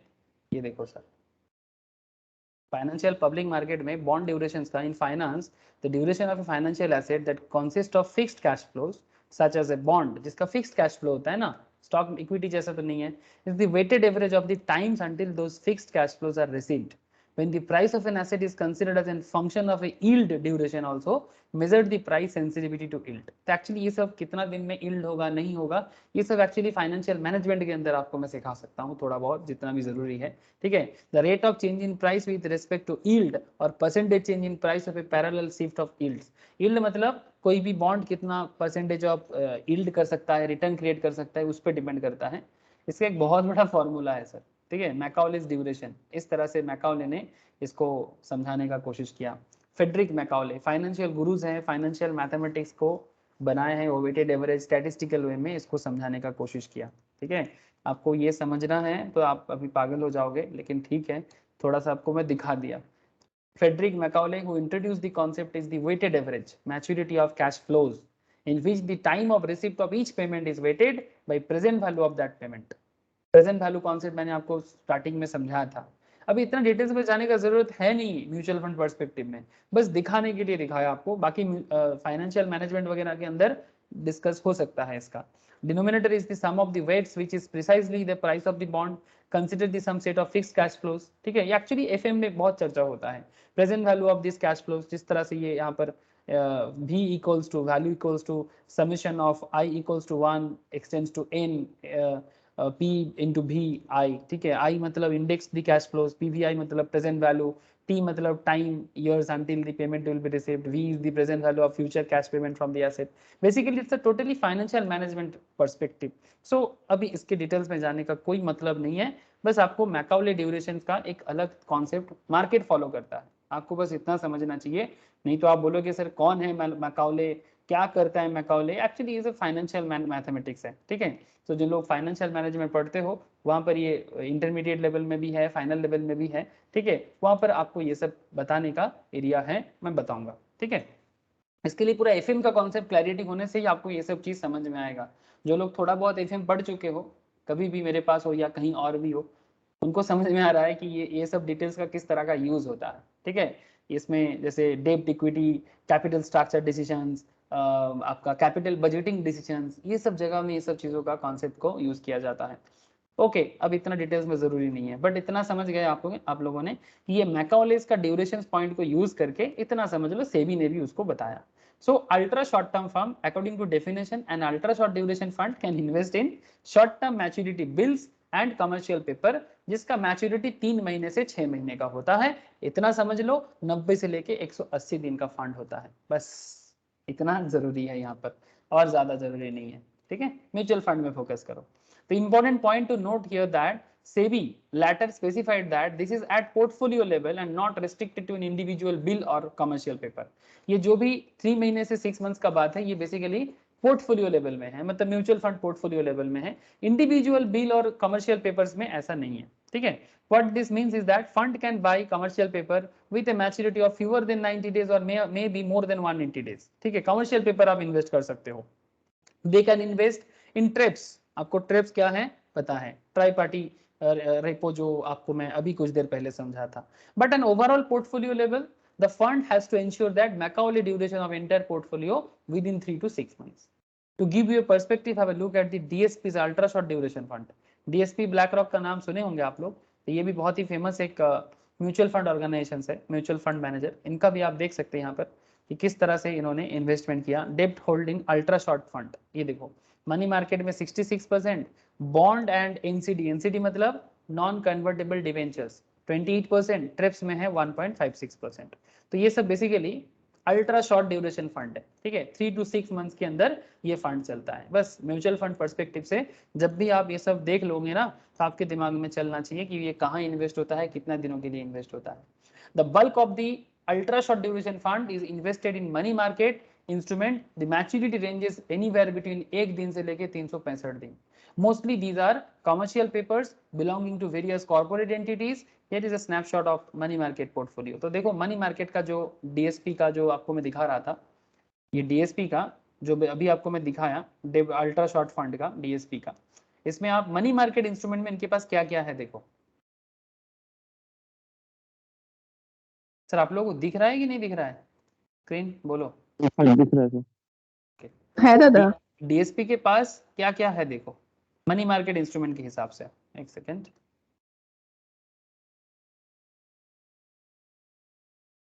ये देखो सर, मनी मार्केट में इनके पास है, आप चाहो तो ओरिजिनल साइट में जाके भी देख सकते हो, यहाँ पर मैंने थोड़ा स्क्रीनशॉट लेके इसको दिखा रहा हूँ।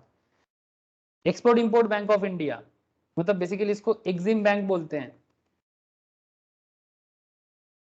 एक्सिम बैंक एक्सपोर्ट इंपोर्ट के लिए फाइनेंस करते हैं, ठीक है, एक्सपोर्ट इंपोर्ट के लिए फाइनेंस करते हैं।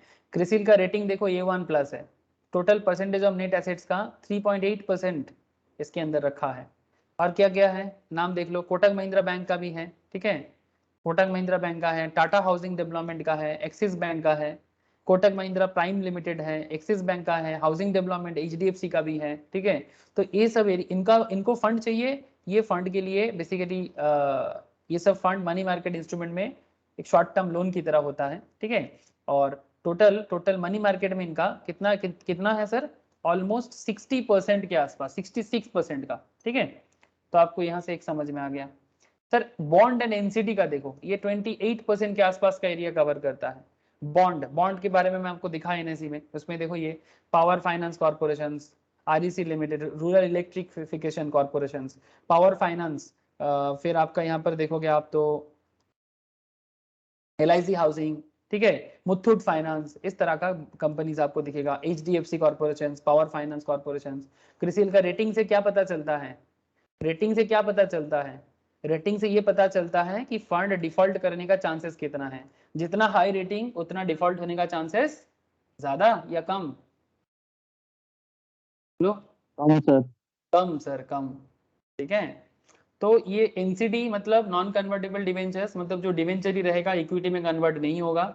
NCD and bond is same, concept wise बिल्कुल सेम है। ठीक है, तो इसको अभी ज्यादा दिमाग में नहीं लेना है। एनसीडी क्या है, नॉन कन्वर्टेबल डिवेंचर्स है। रिसेंटली कुछ दिन पहले एसबीआई ने भी एनसीडी इशू किया, तो म्यूचुअल फंड क्या करेगा, इस एनसीडी पे पैसा डालेगा। मतलब एसबीआई ने बोला एनसीडी इशू खरीदेगा, तो खरीदेगा बोलने से उसको कौन पैसा दे देगा, एक सेकंड रुको। एसबीआई एनसीडी 2000 करोड़ का कुछ एनसीडी था, और भी कुछ कंपनीज होगा बीच में।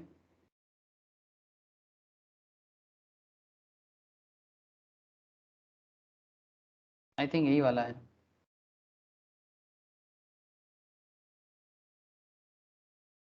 एसबीआई कार्ड का, यस एसबीआई कार्ड का 500 करोड़ का एनसीडी इशू दिखा रहा है। ठीक है, तो एनसीडी इशू तो ये लोग कर लेता है, लेकिन एनसीडी का पैसा कहाँ से आएगा।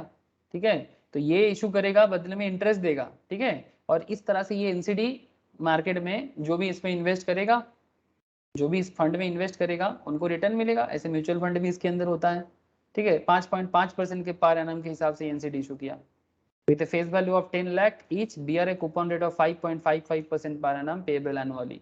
NCD will be listed on wholesale debt market segment of BSE. BSE के डेब्ट सेगमेंट में, जैसे मैं NSE के सेगमेंट में दिखाया, ये इसका BSE के सेगमेंट में था। ठीक है, तो इस तरह से म्यूचुअल फंड कंपनीज भी इसमें इन्वेस्ट करता है।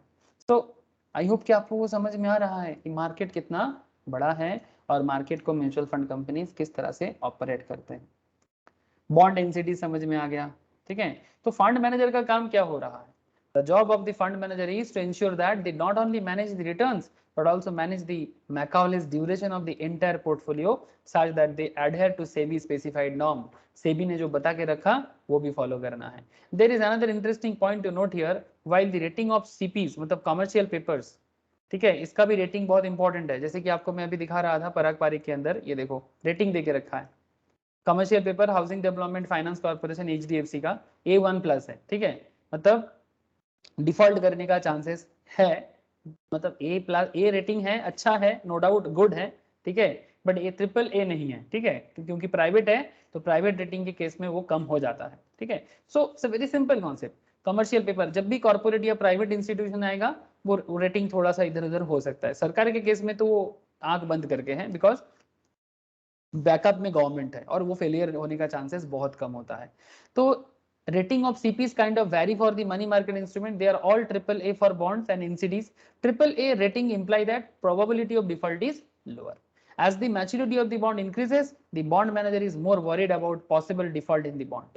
Hence they tend to stick AAA rate bond. अगर बॉन्ड का किसी भी तरह का मुश्किल हो जाता है ना, तो इसलिए फंड मैनेजर हमेशा चाहते हैं कि वो AAA रेटेड बॉन्ड में ही रहे, चाहे भले ही रिटर्न थोड़ा कम हो, लेकिन रिटर्न जितना भी मिले श्योर शॉट मिले। ठीक है, डूबने का चांसेस कम होता है।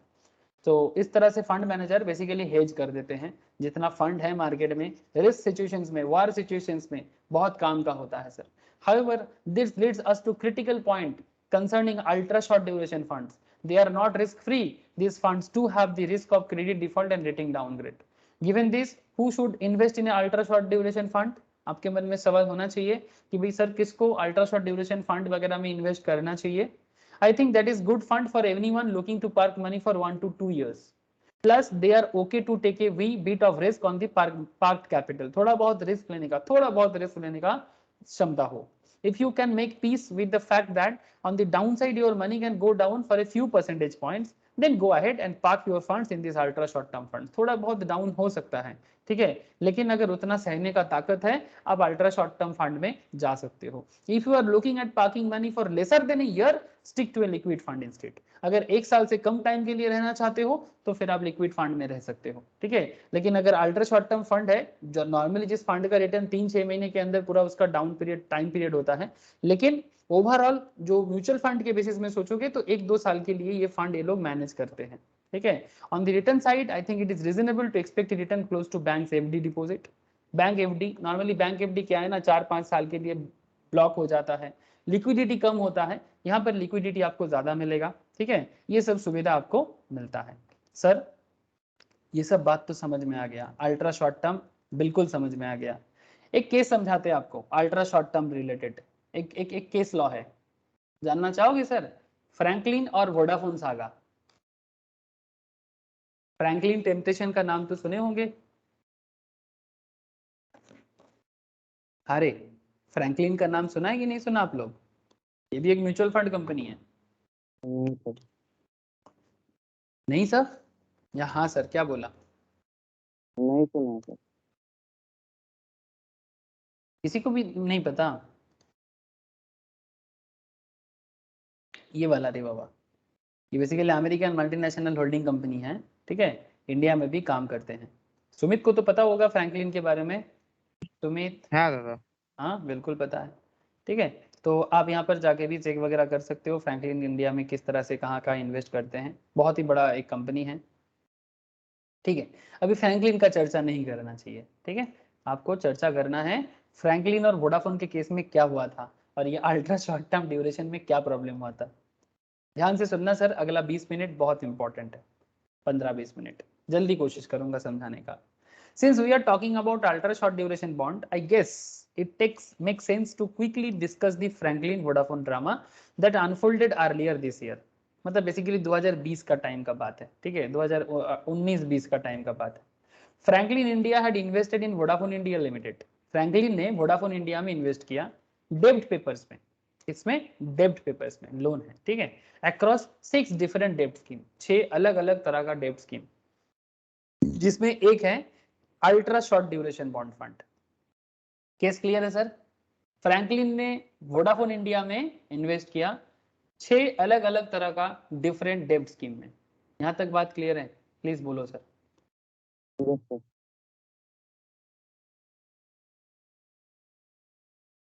ये सब आपको ना रियल लाइफ फोकस कर देगा कि क्या होता है मार्केट में। In October 2019 the Supreme Court of India passed judgment in favour of department of telecom DoT in a case against DoT that and telecom operators. ठीक है, department of telecom operators. As a result of Supreme Court judgment the operators were asked, मतलब operator मतलब जो telecom operators में हैं, to pay the licence fee and the spectrum usage charge based on the adjusted gross revenue. What is this adjusted gross revenue? ये आपको मैं समझाता हूँ। AGR, ठीक है, ये एडजस्टेड ग्रॉस रेवेन्यू के हिसाब से आप लाइसेंस फी जमा करो। कौन मांग रहा है? डिपार्टमेंट ऑफ टेलीकॉम मांग रहा है। किससे मांग रहा है? टेलीकॉम ऑपरेटर से मांग रहा है। ठीक है, मतलब इंडिया में जो भी नेटवर्क या टेलीकॉम ऑपरेटर थे या है, ठीक है, उनसे मांग रहा है। जैसे कि फेमस नाम बता दो, वोडाफोन, आइडिया, ठीक है, रिलायंस, मतलब आज के डेट में जियो, ठीक है, एयरटेल, ठीक है, इस तरह का कंपनी से मांग रहा है। If you are not familiar with this, AGR के बारे में बताता हूँ, आई वुड सजेस्ट यू। ठीक है, चलो बता देते हैं, थोड़ा स्टोरी सुनते हैं, फिर आगे आके बाकी ये छोटा सा स्टोरी है, आपको समझ में आ जाएगा क्या है ये स्टोरी। हाँ बोलो, हाँ बोलो। में दिया था 2 दिन पहले। आवाज नहीं आ रहा है तेरा ठीक से। सेम केस ईटी में दिया था 2 दिन पहले। ईटी में दिया था? हाँ होगा, यही वाला केस ये चल रहा है, इसका ये प्रॉब्लम जो है डिस्कशन चल रहा है। ठीक है, सुप्रीम कोर्ट का रूलिंग था, बहुत दिन से पेंडिंग था। Supreme court has spoken, the verdict is clear. It took 14 years, but there is a closure now. 15 telecom companies will now have to pay close to 92,000 crore to the government. 92,000 crore सरकार को देना है। But 13 of them have already gone bust, खत्म हो गया। Only 2 are still operational, Vodafone and Airtel. Sir Jio आया है, ठीक है, उसको बाद में लेते हैं। They will have to pay close to 20,000 crore each. किसको? वोडाफोन और एयरटेल को। But why? क्यों देना है 20,000 करोड़? आपके मन में सवाल एकदम बिल्कुल होना चाहिए और मैं उसका जवाब आपको देता हूँ। वेल, ये खेल थोड़ा सिंपल तरीके से समझने का कोशिश करते हैं। ऐसे है complex issues, but try to understand in a simple way. Well, the issues harks back to contentious topic AGR, adjusted gross revenue. ये क्या है? व्हेनेवर टेलीकॉम ऑपरेशंस, ये थोड़ा सा टेलीकॉम बिजनेस का खेल है। मैं भी उतना डिटेल्स में टेलीकॉम बिजनेस को नहीं समझता, but try to understand little bit कि टेलीकॉम बिजनेस थोड़ा बहुत चलता कैसे है। Whenever telecom operators make money, the government wants its cut. जैसे ही वो पैसा कमाते हैं सरकार उनसे कुछ पैसा मांगते हैं, उसको लाइसेंस फी भी बोल सकते हो आप। सर स्पेक्ट्रम तो लेते हैं नहीं सर, सरकार उसके बाद भी स्पेक्ट्रम लाइसेंस बेचने के बाद भी जब जब वो कुछ भी पैसा कमाते हैं उससे वो पैसा मांगते हैं। ये सरकार का कॉन्सेप्ट है कि भाई आप पैसा कमाओगे हमें टैक्स के हिसाब से दे दो, लाइसेंस के हिसाब से दे दो। गवर्नमेंट तो चाहेगा पैसा, उसका अपना रूल्स रेगुलेशंस होता है।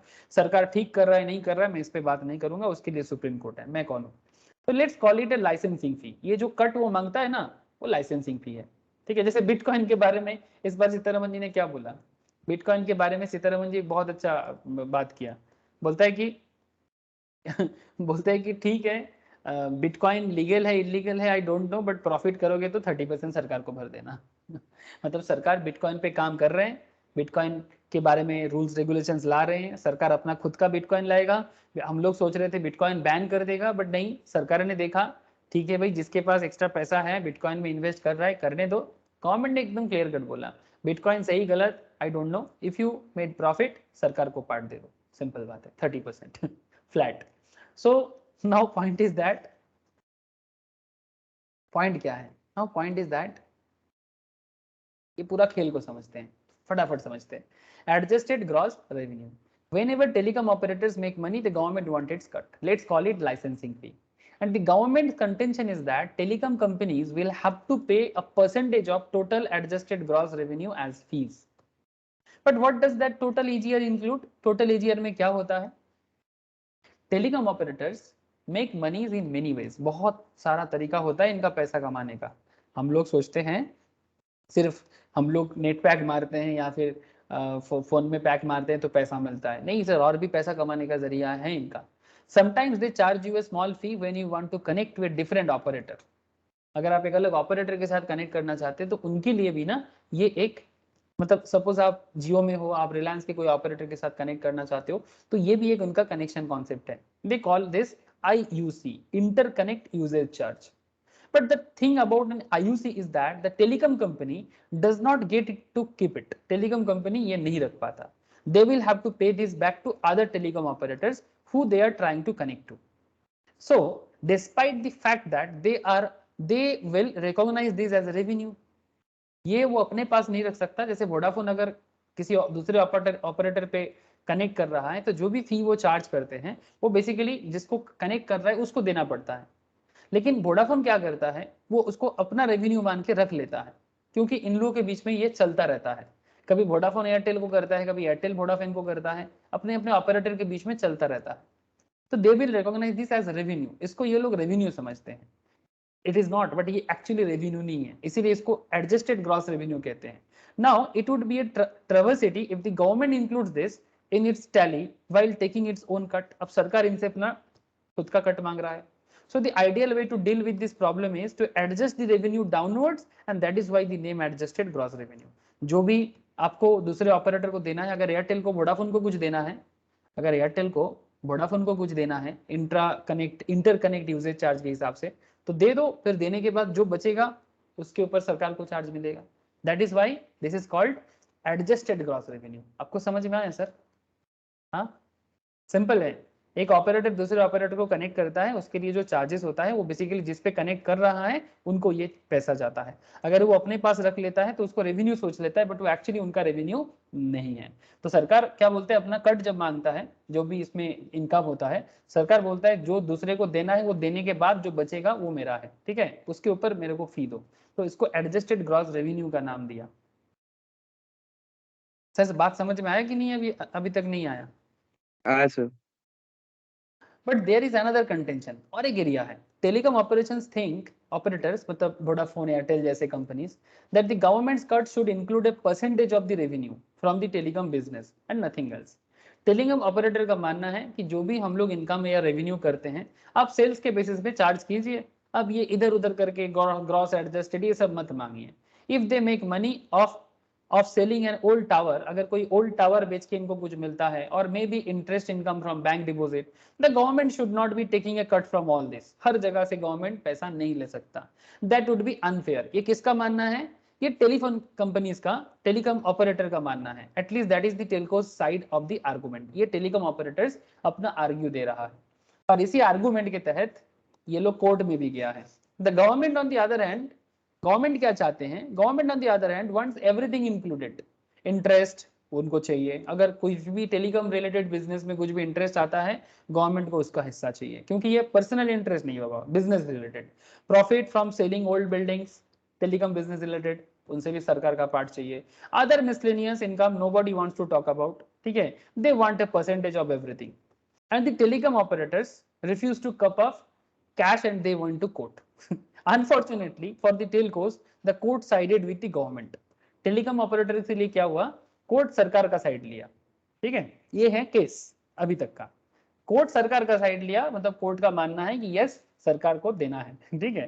But coughing up tens and thousands of crores is not an easy as just coughing. You can't stretch your lungs, have a big sigh and go, oh, ऐसा नहीं कर सकते। Unless you have already been stocking up a large piles of cash, this ruling could be crippling. मतलब granted both Airtel and Vodafone, simple सोचते हैं, ठीक है, both Airtel and Vodafone would have considered this possibility and perhaps even had contingency plans in place, but no amount of planning can undo the fact that they are already in bad financial shape. Vodafone और Airtel का हालत बहुत खराब है, and ऐसे हालत में 20,000 crore on the table is not going to be easy.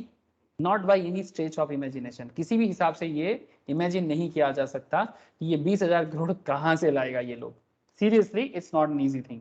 But then something strange thing happened.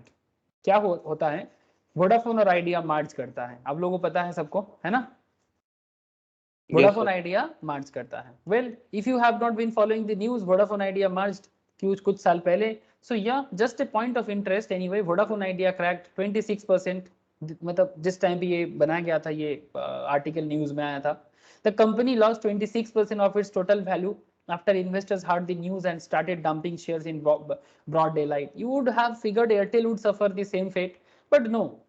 While it did dip 10% at outest, it ended the day plus 3%. So what gives rational investors think paying 20,000 crore is going to do Bharti Airtel any good? अगर 20,000 करोड़ दे देगा तो शायद Airtel कुछ अच्छा कर लेगा।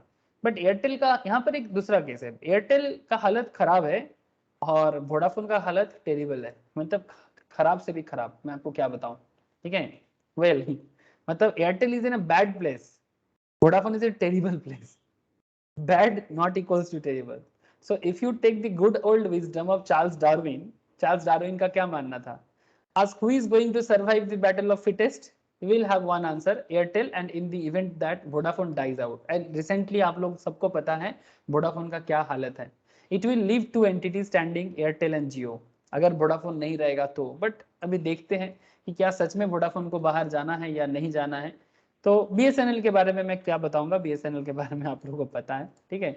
सो इस तरह से प्रॉब्लम क्रिएट होता है, और ऐसे हालत में जिनका भी पैसा घुसा रहता है, जैसे वोडाफोन ने डेब्ट उठाया था, आई होप आप लोगों को याद आ गया केस क्या है। अब मैटर को सम अप करते हैं, फ्रैंकलिन का केस में आ जाते हैं। Anyway, to cut a long story short, post this judgment Vodafone Idea was now expected to pay 27,000 crore to Department of Telecom towards unpaid dues. This means Vodafone Idea would be cash squeezed, hence they are likely to default on their debt obligation. As a smart money manager, after all sort of ramifications of this judgment, Franklin India took two proactive steps, and they themselves internally downgraded the VIL papers to junk status and wrote off that investment. Junk बोल दिया।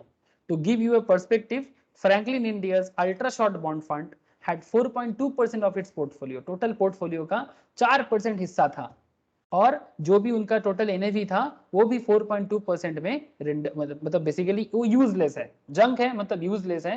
और आप इस तरह से check कर सकते हो कि जब कोई फंड यूजलेस हो जाता है तो ये खुद फ्रैंकलिन ने इसको यूजलेस के हिसाब से शो कर दिया।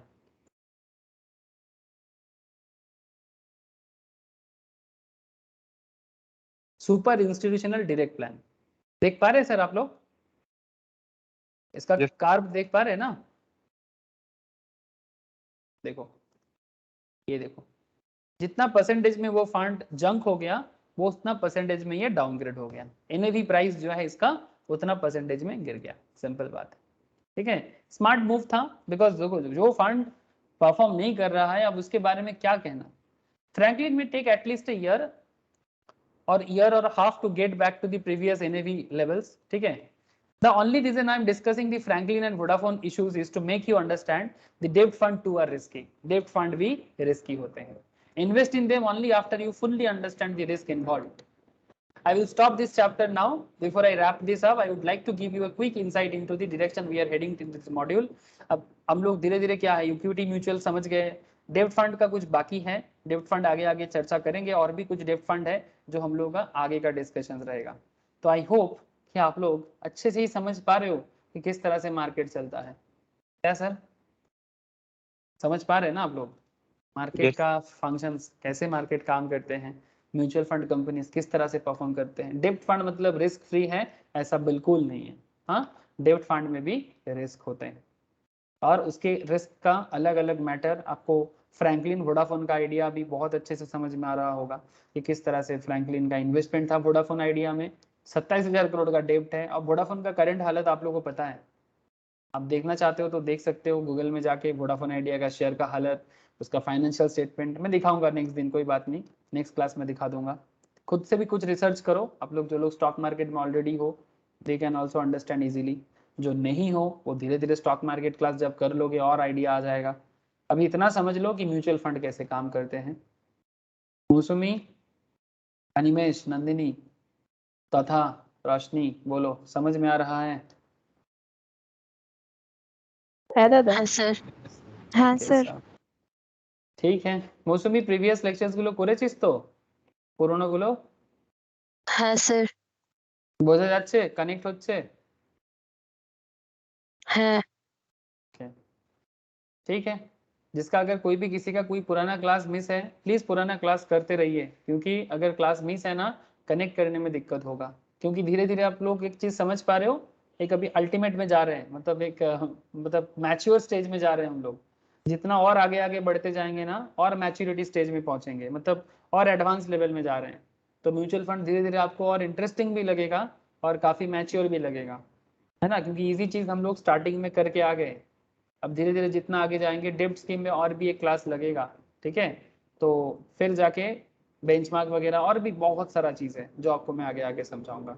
ठीक है सर, फिर गुड नाइट, आज इतना ही है. नेक्स्ट वीक दूसरे किसी क्लास में मिलते हैं. ओके चलो फिर, tata bye. Bye sir. Rakshi दादा. Bye sir okay tata sir, tata bye sir bye sir, bye.